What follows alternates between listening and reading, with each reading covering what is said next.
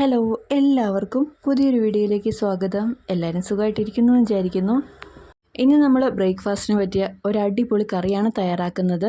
അപ്പത്തിൻ്റെ കൂടെയോ ചപ്പാത്തിയുടെ കൂടെയോ ഇടിയപ്പത്തിനോ എന്തിന് ചോറിൻ്റെ കൂടെ തന്നെ ഇത് നല്ല കോമ്പിനേഷനാണ്. എങ്ങനെയാണ് തയ്യാറാക്കുന്നത് നോക്കിയാലോ. ആദ്യം തന്നെ കുറച്ച് തേങ്ങ നമുക്ക് വറുത്തെടുക്കണം.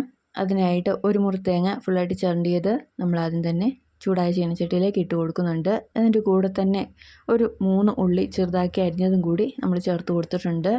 ഇനി ഇത് നന്നായിട്ടൊന്ന് മൂപ്പിച്ചെടുക്കാം. കുറച്ച് കറിവേപ്പിലയും കൂടി ഇട്ട് കൊടുത്തതിന് ശേഷം നമുക്കിതൊരു നല്ല പോലെ ഒരു ഗോൾഡൻ കളർ ആകുവോളം മൂപ്പിച്ചെടുക്കണം.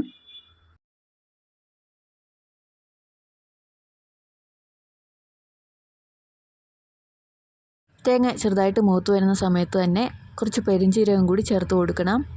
ഒരു 1/2 ടീസ്പൂൺ പെരിഞ്ചീരകം നമുക്കിതിൻ്റെ കൂടെ ഒന്ന് ഇട്ട് കൊടുക്കാം. ഇട്ട് കൊടുത്തതിന് ശേഷം ഇതും കൂടി കൂട്ടി നന്നായിട്ടൊന്ന് മൂപ്പിച്ചെടുക്കാം.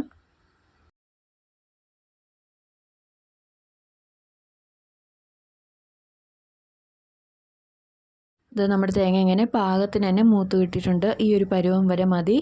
ഇതിപ്പോൾ പാകത്തിനാണ്. നമ്മൾ ഈ ഒരു കളറിലായി കഴിഞ്ഞതിന് ശേഷം മസാല കൂടി ചേർത്ത് കൊടുക്കുന്നുണ്ട്. 1 ടീസ്പൂൺ മഞ്ഞൾപ്പൊടി ആദ്യം തന്നെ ചേർത്ത് കൊടുക്കാം. ഇനി അടുത്തായിട്ട് വേണ്ടത് മുളക് പൊടിയാണ്. 1 ടേബിൾ സ്പൂൺ മുളക് പൊടി ചേർത്ത് കൊടുക്കാം. അടുത്തായിട്ട് ചേർത്ത് കൊടുക്കുന്നത് മല്ലിപ്പൊടിയാണ്. 1 ടേബിൾ സ്പൂൺ മല്ലിപ്പൊടി കൂടി ചേർത്ത് കൊടുത്തിട്ടുണ്ട്. മസാലയെല്ലാം ചേർത്ത് കൊടുത്തതിന് ശേഷം ലോ ഫ്ലെയിമിൽ തന്നെ വേണം തേങ്ങ നമ്മളിതുപോലെ മൂപ്പിച്ചെടുക്കാനായിട്ട്. അതല്ലെങ്കിൽ പെട്ടെന്ന് തന്നെ അത് കരിഞ്ഞു പോവും. മുളക് പൊടിയും മല്ലിപ്പൊടിയും പാകത്തിനൊന്ന് മൂത്ത് വന്നിട്ടുണ്ട്. ഇനി അടുത്തായിട്ട് നമുക്ക് ചേർത്ത് കൊടുക്കാനായിട്ടുള്ളത് മീറ്റ് മസാലയാണ്.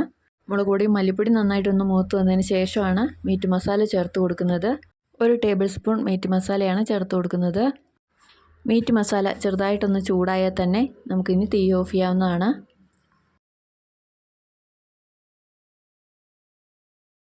മീറ്റ് മസാലയും ചെറുതായിട്ടൊന്ന് ചൂടായിട്ടുണ്ട്. ഇനി തീ ഓഫ് ചെയ്യാം.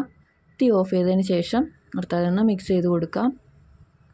ഇനി ഈ തേങ്ങയുടെ എല്ലാം ചൂടൊന്ന് ചെറുതായിട്ടൊന്ന് കുറഞ്ഞതിന് ശേഷം വേണം നമ്മളിത് അരച്ചെടുക്കാനായിട്ട്. തേങ്ങ നന്നായിട്ടൊന്ന് ആറിയതിന് ശേഷം നമുക്കിതുപോലെ വെള്ളം ചേർത്തൊന്ന് നന്നായിട്ടൊന്ന് അരച്ചെടുക്കണം. അരയാൻ വേണ്ടിയിട്ടുള്ള വെള്ളം മാത്രം ഒന്ന് ചേർത്ത് കൊടുത്ത് നന്നായിട്ടൊന്ന് പേസ്റ്റ് പോലെ ഒന്ന് അരച്ചെടുക്കാം.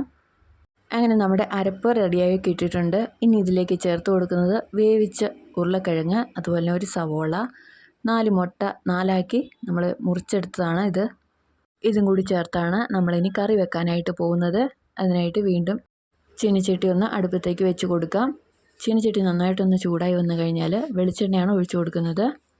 എണ്ണ നന്നായിട്ടൊന്ന് ചൂടായി വന്നതിന് ശേഷം കടുക് ചേർത്ത് കൊടുക്കാം. കടുക് നന്നായിട്ടൊന്ന് പൊട്ടി വന്നതിന് ശേഷം 3 പച്ചമുളക് നടുവേ കീറിയത് ആദ്യം തന്നെ ഒന്ന് ഇട്ട് കൊടുക്കുന്നുണ്ട്. പെട്ടെന്ന് തന്നെ അത് പൊള്ളി കിട്ടാൻ വേണ്ടിയിട്ടാണ് അത് ആദ്യം തന്നെ ചേർത്ത് കൊടുക്കുന്നത്. കൂടെ നമ്മൾ അരിഞ്ഞു വെച്ചിരിക്കുന്ന സവോളയും കൂടി ചേർത്ത് കൊടുത്തിട്ടുണ്ട്.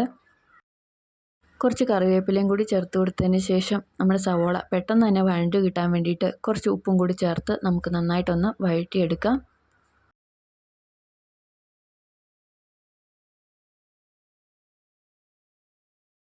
ഇനി സവോളയെല്ലാം നല്ലൊരു ഗോൾഡൻ ബ്രൗൺ കളർ ആകുവോളം നമുക്കിതൊന്ന് വഴറ്റിയെടുക്കാം.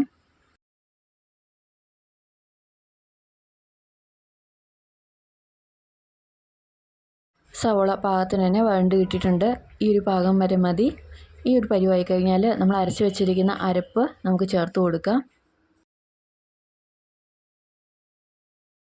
അരപ്പ് അങ്ങനെ ചേർത്ത് കൊടുത്തിട്ടുണ്ട്. ഇനി ഈ അരപ്പിൻ്റെ കൂടെ തന്നെ നമ്മുടെ കറിക്ക് ആവശ്യമായിട്ടുള്ള വെള്ളവും കൂടി അരപ്പിൻ്റെ കൂടെ തന്നെ ഒന്ന് മിക്സ് ചെയ്ത് നമുക്കിതിലേക്ക് ചേർത്ത് കൊടുക്കാം. നമ്മുടെ അരപ്പ് അത്യാവശ്യം തിക്കായിട്ടുള്ള അരപ്പായതുകൊണ്ട് തന്നെ അത്യാവശ്യം വെള്ളം ചേർത്ത് കൊടുക്കുന്നത് നല്ലതാണ്.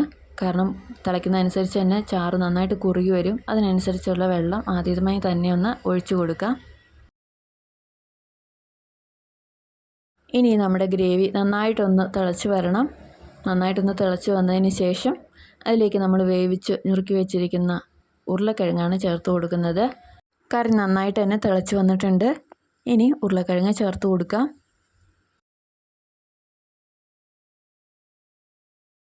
നന്നായിട്ട് തന്നെ വേവിച്ചെടുത്തിട്ടുള്ള ഉരുളക്കിഴങ്ങാണ് ചേർത്ത് കൊടുക്കുന്നത്.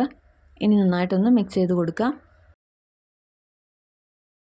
നന്നായിട്ടൊന്ന് മിക്സ് ചെയ്തതിന് ശേഷം കറി ഒന്നുകൂടി തിളയ്ക്കാനായിട്ട് വെയിറ്റ് ചെയ്യാം. ഉരുളക്കിഴങ്ങ് ഓൾറെഡി വേവിച്ചത് തന്നെയാണ്, എന്നാലും ഒന്നുകൂടി ഒന്ന് തിള വരാനായിട്ട് വെയിറ്റ് ചെയ്യാം. കറി നന്നായിട്ട് തന്നെ തിളച്ച് വന്നിട്ടുണ്ട്. ഇനി ഏറ്റവും ലാസ്റ്റായിട്ട് നമ്മൾ പുഴുങ്ങി 4ആയിട്ട് മുറിച്ച് വെച്ചിരിക്കുന്ന മുട്ടയാണ് ചേർത്ത് കൊടുക്കേണ്ടത്. മുട്ട ഒരുപാട് സെപ്പറേറ്റ് ആയിട്ട് പോകാത്ത പോലെ തന്നെ നമുക്ക് മുകളിലായിട്ടൊന്ന് ഇട്ട് കൊടുക്കാം.